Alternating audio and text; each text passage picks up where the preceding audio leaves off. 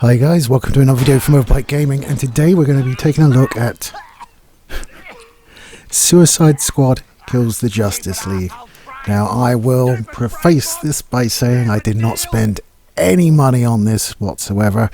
It was a Prime Day freebie I got from having an Amazon Prime account. I got a code off there and I could download it through Epic, so I thought, why not take a look? I mean, how bad could it be? It's pretty bad. I'm pretty much done with it. There's a lot to unpack. Now, the gameplay in and of itself, it's not broken, it's not unplayable. I didn't find too many bugs or anything like that, at least during while I was playing. I really didn't like the movement, the traversal abilities of nearly all of the squad members. The only one I actually was okay getting on with was Deadshot. So I played Deadshot because who wants to have to power up a jump where everybody else can fucking fly or swing or teleport? It's like I have to put fucking charge jump. No thanks, biking charge. The boomerang thing with Captain Boomerang is kind of dumb. It's like, oh, I've equipped my boomerang with a Speed Force thing and now I can teleport to it, except that's not what the Speed Force does. I'm just saying. Oh well. But the gameplay it's okay. It's very meh. The combat gets old very quickly. You start off and there's some nice touches. You have a melee attack with your left mouse button, and when you're aiming down sights with the right mouse button, left mouse button will then fire. You have two guns, different ones for different members of the squad, and also different methods of melee attack, such as Deadshot's is pretty loose in its interpretation of melee, in the fact that he uses his wrist guns to do it, which is okay. I was okay with that. You do need to mix up because melee is a way of breaking enemy shields. So you break the shields and then they're vulnerable to the guns, whereas if you shoot them with the guns, it takes ages to get their shields down and you don't do any damage in the meantime. Which is whatever. You can also pick up shield recharge tokens off the bad guys. You do this by shooting them in the legs and then hitting them with a melee attack. You also have counter shots. So if an enemy gets like this warning that he's about to do something, you can do a counter shot for massive damage or break shields, that sort of thing. So overall, it works okay. There's just not a lot of variety to it. It's all like wave-based shit for the most part, or find X number of things. It's when I saw the previews for it, I really sort of thought it looked like Agents of Mayhem, and yeah, it reminded me a good deal of Agents of Mayhem, except I probably preferred that game in all honesty. So if the gameplay is just meh, why is this game not good? It's the writing. I'm unsurprisingly, coming from was it Remedy? I think it's Remedy, could be wrong. No, it's Rocksteady, isn't it? Remedy did something else I'll be talking about in a bit. So they've always had games that utilize the same basic gameplay, like the Arkham series, and then sort of just told a really good story around it. This time, the story doesn't work. I mean, it's a Suicide Squad, which might have been cool when it was announced, and there was nothing Suicide Squad-y out there, but it's with two movies, the Peacemaker show, well, three movies if you want to count the Harley Quinn movie. I'm just like, yeah, it's the same old. I'm not into it. I did appreciate that they make King Shark clever in this game, and he wasn't like the one from the second Suicide Squad movie. He was just a big dummy. Although, in fairness, that movie was funny. This game is not. There's a lot of attempts at humour, at least for me. Pretty much none of them landed. The characterizations are, for the most part, fair. They have, of course, made Deadshot a black man. When previously in previous Arkham games he was white, and they sort of hand wave that away, saying, "Oh, that guy, he's an imposter," and sort of hint at him being from an alternate reality, if you like. Seems a bit hand wavy, and well, we'll get onto it. There is one bit that I do need to compliment them on. There is a section where you're wandering around a dark museum, and the squad's getting taken out by Batman one by one. So it kind of puts you in the shoes of all those thugs you took down in the previous 4 games from stealth. So I quite like that. And, there were a few bits where I actually jumped when Batman came down and got me. It was very jump scary. But it's clearly nodding its head because he has like the explosive bat foam on the floor that you can see, and you shoot it. Makes you wonder how the bad guys in the previous games didn't see it, but it's pretty obvious, put it that way. So there's that. I mean, I'm so over Harley Quinn at this point. I think she's one of the more sort of overexposed, and not in a good way, DC sort of cast members that there is. What with the 2 Suicide Squad movies and her own movie, and I just don't get her appeal anymore. She's annoying as fuck. She's annoying in fucking both of the movies. Yes, she wears a short skirt and has a nice ass. Hey man, what the... Other less annoying women have short skirts and nice asses. Let's make them a thing and not Harley Quinn. So we come on to the elephant in the room, and of course there was some additional writing done on this game by Sweet Baby Inc. If you don't know, they worked on quite a few games in various capacities, usually towards the writing in something. This phrase just makes my teeth ache. Sensitivity reading. So they're obviously making sure you're not offending anybody with your violent video games.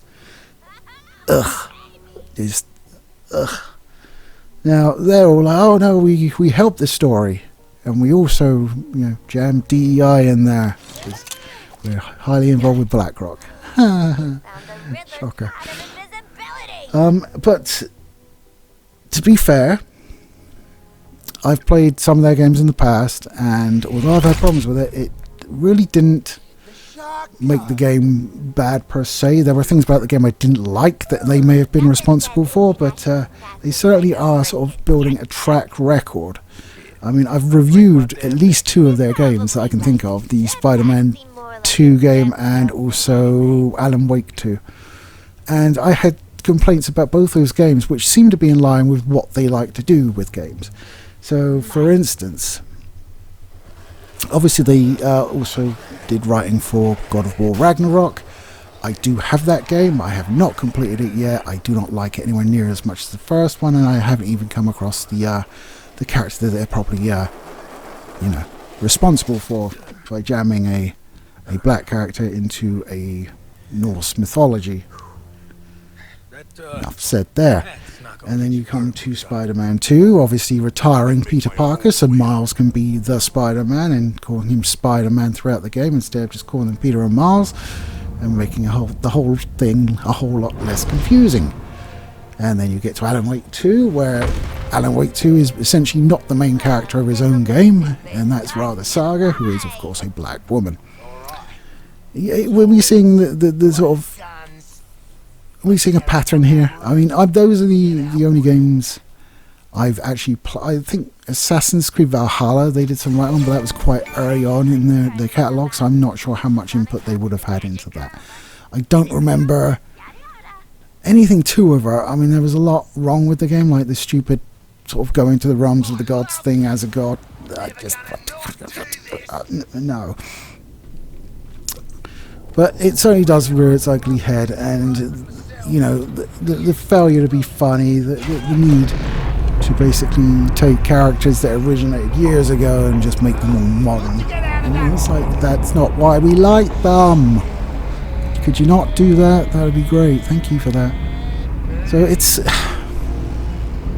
I'm kind of going off on this whole sort of societal rant, but Suffice it to say, I don't think it's a good game. I got it for free, so yay. I don't feel aggrieved about the amount of money I paid for it, which was nothing.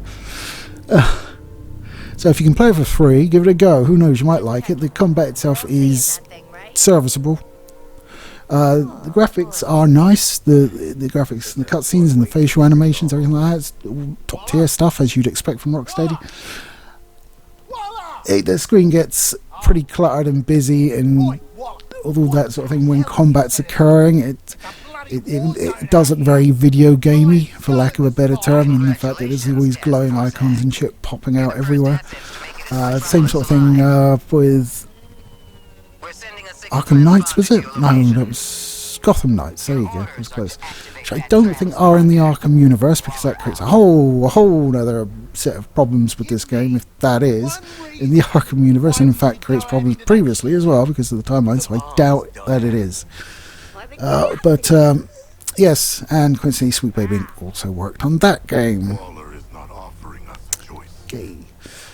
I mean, that's another one that I've reviewed previously. I thought it was okay. So, you know, take from that what you will. Generally speaking, I think you're going to see a certain type of protagonist in any game that Sweet Baby Inc. are going to be involved with. I think that's one of their main goals.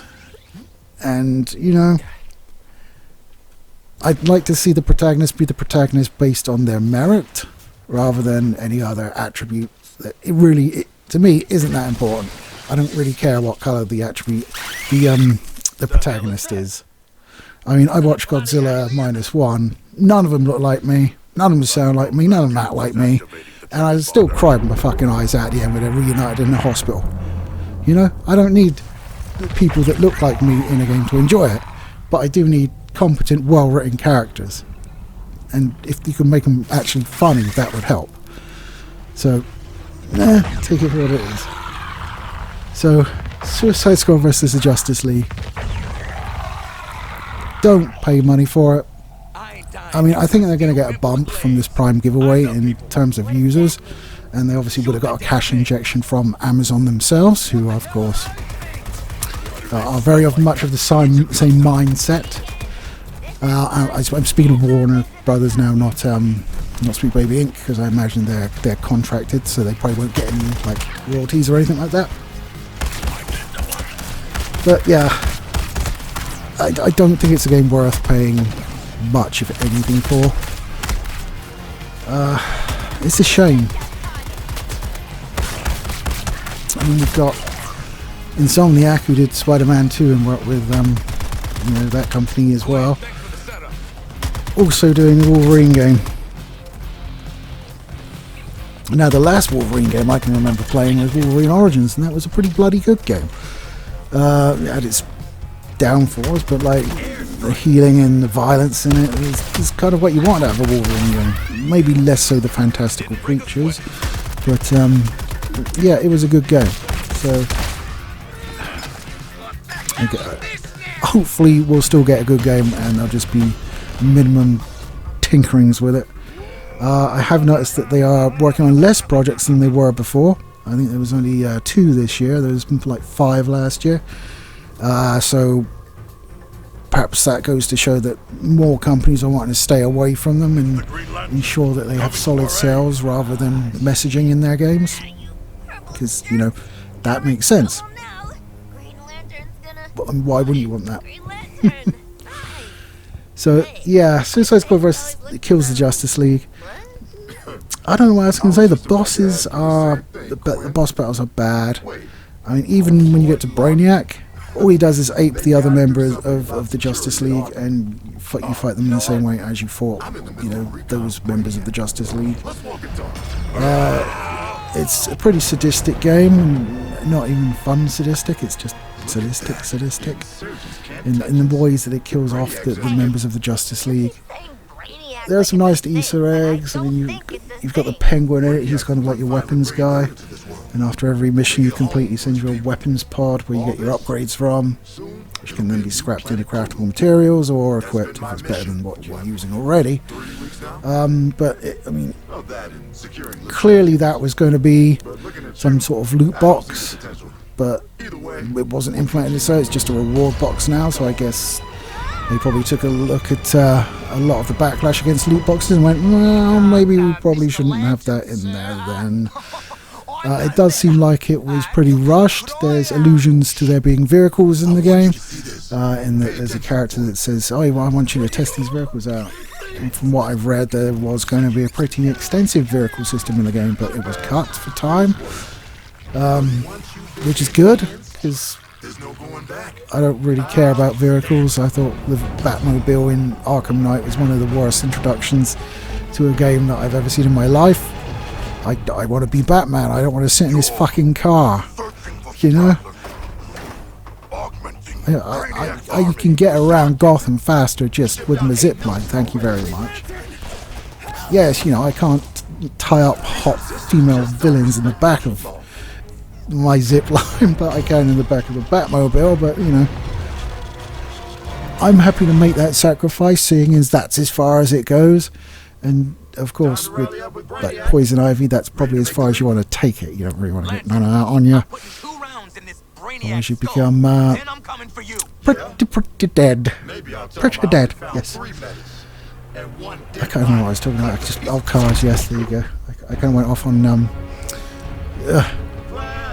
making a personal love slave out of Poison Ivy somehow. It just, I don't know, that's just the way my brain works, I'm sorry. It's you can see what they were going for, and I think if they were given them more time, they could have maybe got it to the point where it wasn't just absolutely hated, but they weren't.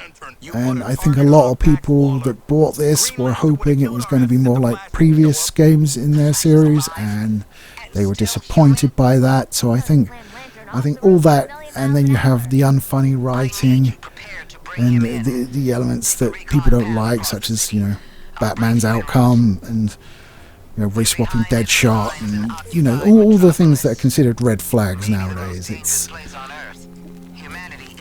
It's easy to see why this game like lost Warner Brothers $200 million. I mean, that's more than the entirety of the Acolyte cost to produce, and that is going to lose Disney a shit ton of money, but not as much as $200 million. So there you go.